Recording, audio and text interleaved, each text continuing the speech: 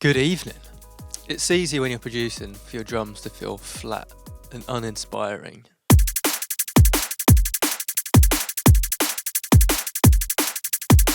But if we add in little bits of spice, we can really elevate it to the next level, give it more excitement, give it more dimension, and really make it hit in the club.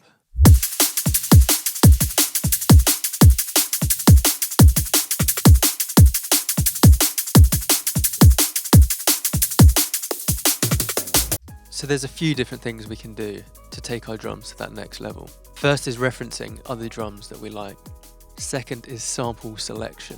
Third is adding ghost notes into our breaks. And fourth is processing the sound of our drums.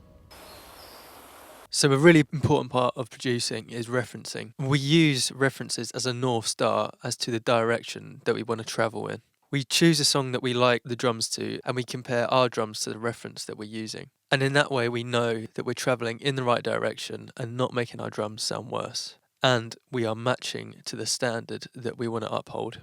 So I've got one in here already, and the way we would create a reference track is create a audio track, and we would drag in the song that we want to reference. I've used the bounce of the project that I used last week because I didn't want to get copyrighted.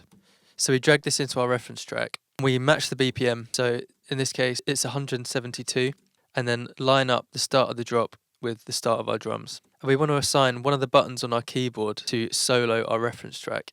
So if we press Command K and we click on the solo of the reference track, and we assign any key on our keyboard that we want. So I'm going to do the exclamation mark, so Shift and 1, and then press Command K again. And that means every time I press Shift and 1, we're soloing the reference track. So now we can flick between our drums and our reference and consistently compare how they're sounding.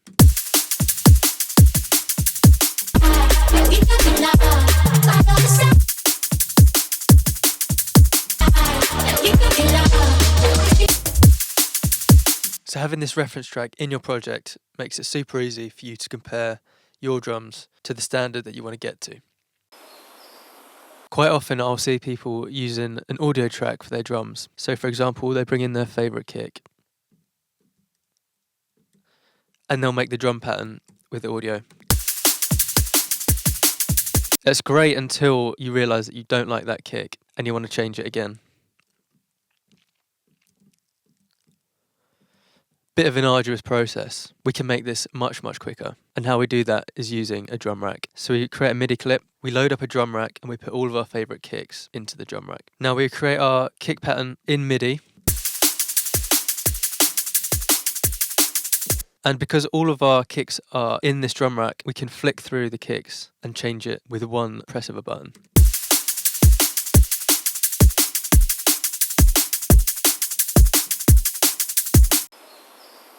Ghost notes are accented notes that play in between the groove, maybe in little pockets. They are there to emulate how a drummer would actually play. So here we've got some kick ghost notes and we've got some snare ghost notes. And these kicks are at a lower volume to our actual kick. So without our ghost notes,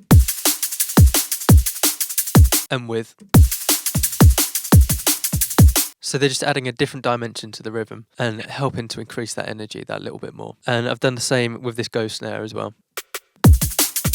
So we've got that after 4 bars, effectively as a little fill. It's playing the same rhythm as the top, but we're just accenting that one shuffle rhythm just at the end of this phrase. Something else that we could consider a ghost note is a reverse kick. I've got a reverse kick going into the start of the drop and the second half of the drop. And while we're on accents, I'm going to talk about fills. So in the fill, we introduce a different instrument. This time it's a tom, which we haven't seen in this drum break up till now. It's introducing a different rhythm, and we're taking out some of the tops to help this fill breathe a little bit more.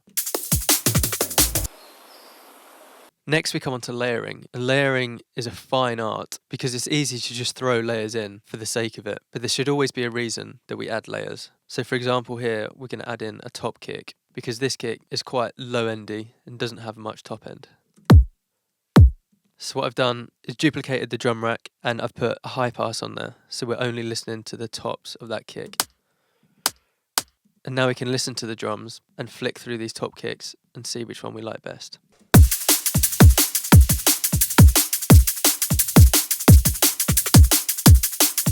That one sounds good to me. So without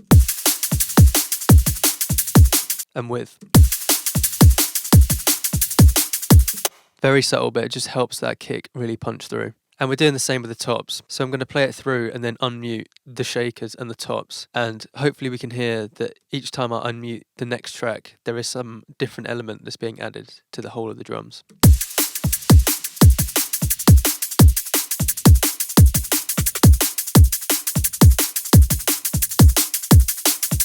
So each one of these tops is adding something different, whether it's a different rhythm, whether it's a different instrument, whether it is wider or narrower in a stereo field, or whether it contributes more high-end information or more low-end information. So we're trying to fill out the whole spectrum with all different instruments and different characteristics.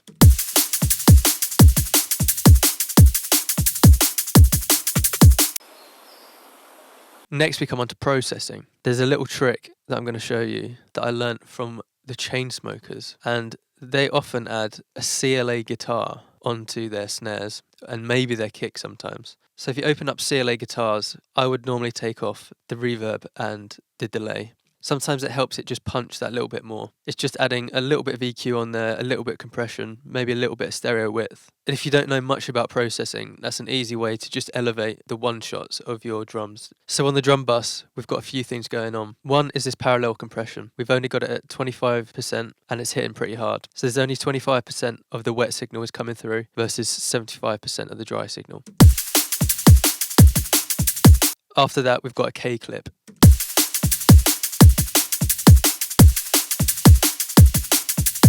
And here we can see the difference between the processed signal on the left and the unprocessed signal on the right. We're squashing down the peaks of these kicks, which means the general level of the drums is much more cohesive, and it means that it can be pushed through a limiter much harder. So your master will end up being louder, because normally these peaks, when they're pushed through a master, will start to distort. So when we shave off these peaks, it'll be pushed through a master and not distort so much. Next, we've added a Saturn. We've just added a tiny bit of gain on a clean tube at the high end. It just helps crisp up the whole of the drum bus that little bit more. And lastly, we've got an Oxford inflator. We're on 19%. I actually couldn't tell you what this does. It's some kind of saturation, compression. It's very subtle, but it really helps add a little bit of dimension. So without all of this processing on the drum bus and with, just helps breathe a little bit of life into it, glue it all together, make it sound like it's all cohesive, and helps it to hit a little bit harder. And lastly, we've got a drum room. So I'm sending all of the tops and not the kick to this send here. So we've got Valhalla Vintage Verb on a smooth random at 45 seconds. And again, it just helps it to all glue together and makes it sound like all of those drums have been played in the same room.